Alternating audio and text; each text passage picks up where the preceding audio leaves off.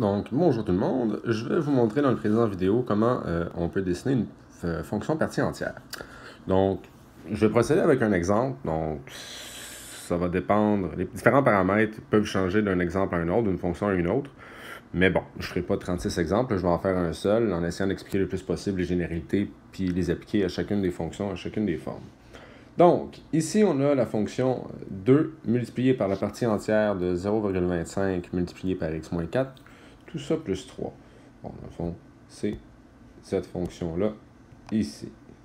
Alors, première des choses, on va aller déterminer les coordonnées, si on veut, de notre point de référence, notre point de départ. Notre point de départ, c'est notre point HK. Je vous rappelle que dans la fonction partie entière, normalement, on a la forme f de x est égal à A multiplié par la partie entière de B, tout ça multiplié par x moins h. Je ferme la partie entière et je lui additionne le paramètre k. Donc en comparant les deux ici, on peut facilement voir que mon paramètre h ici c'est 4 et mon paramètre k c'est 3. Ça veut dire quoi? Ça veut dire que je vais aller placer un de mes points pleins au point HK, donc au point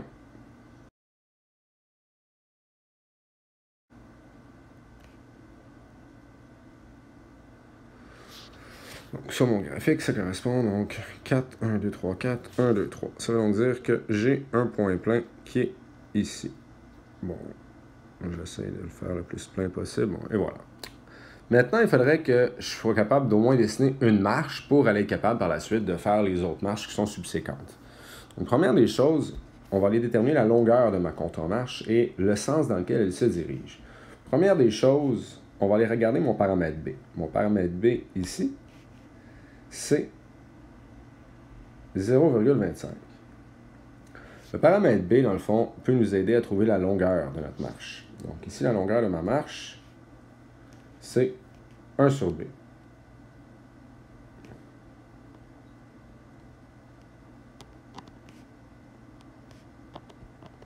Donc ici,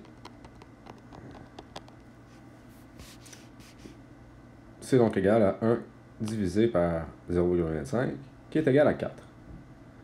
Ça veut donc dire que ma marche va avoir une longueur de 4. Mais pour être capable de dessiner ma marche, il faut que je sache dans quel sens est-ce que se dirige cette marche-là.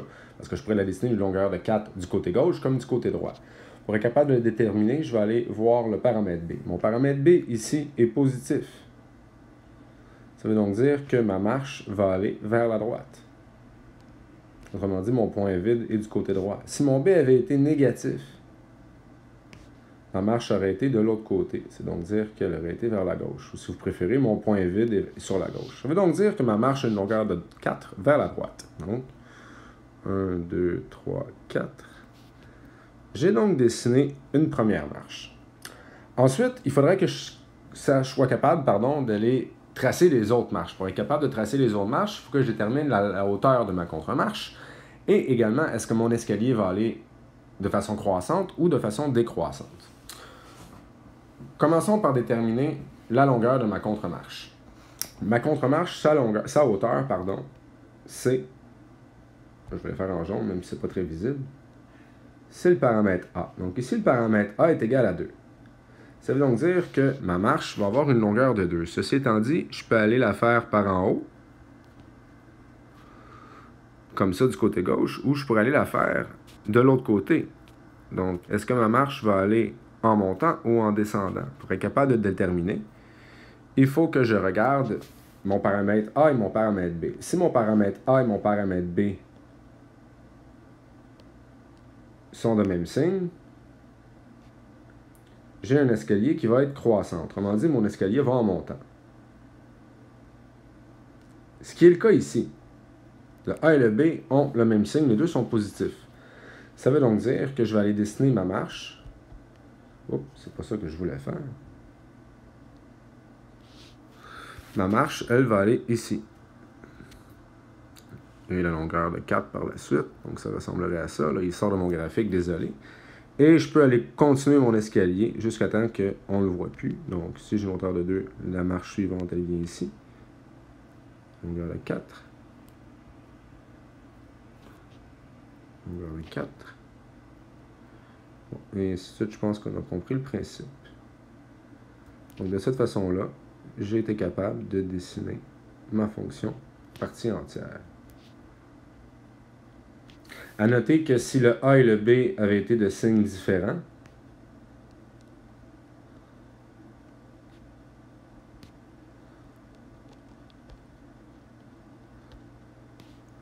et dans ce cas-là, ça aurait été décroissant. Voilà comment on peut tracer une fonction partie entière. Voyons maintenant comment est-ce qu'on peut retrouver la règle d'une fonction partie entière. Donc, la règle d'une fonction qui est déjà tracée.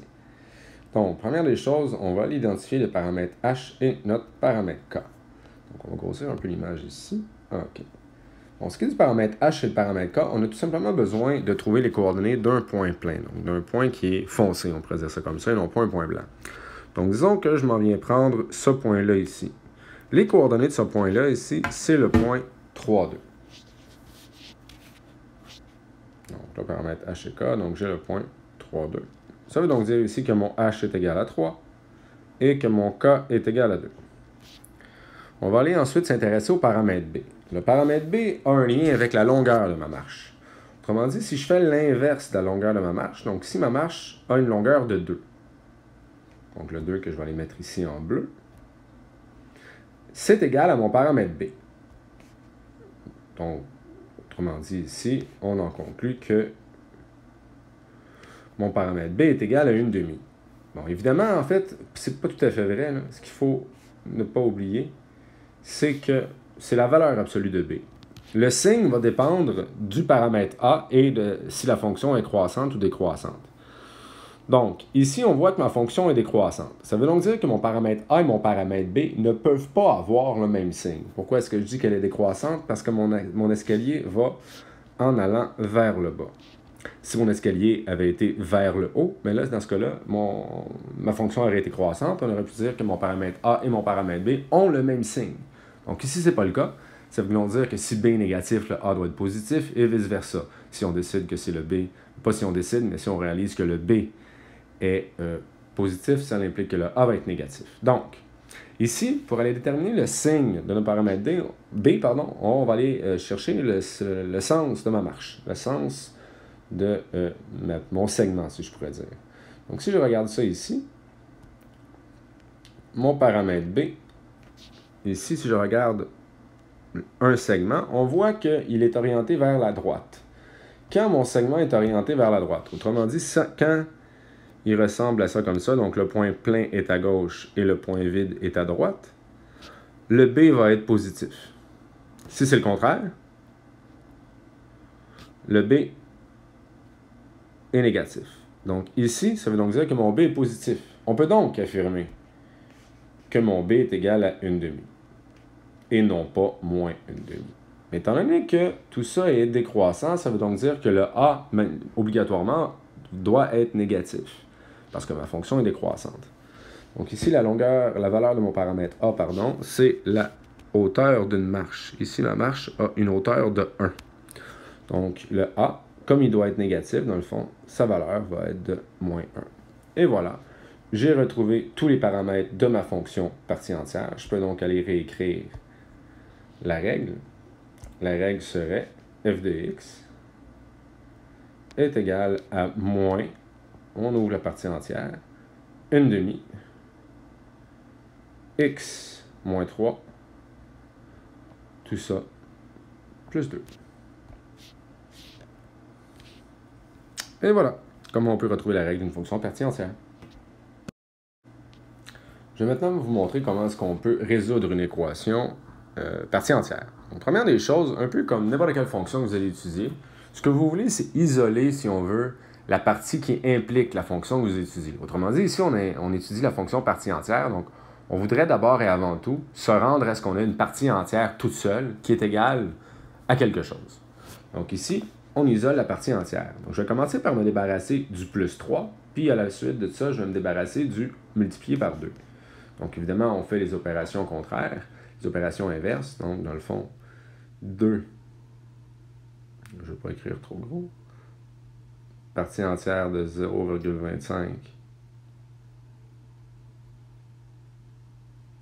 x moins 6.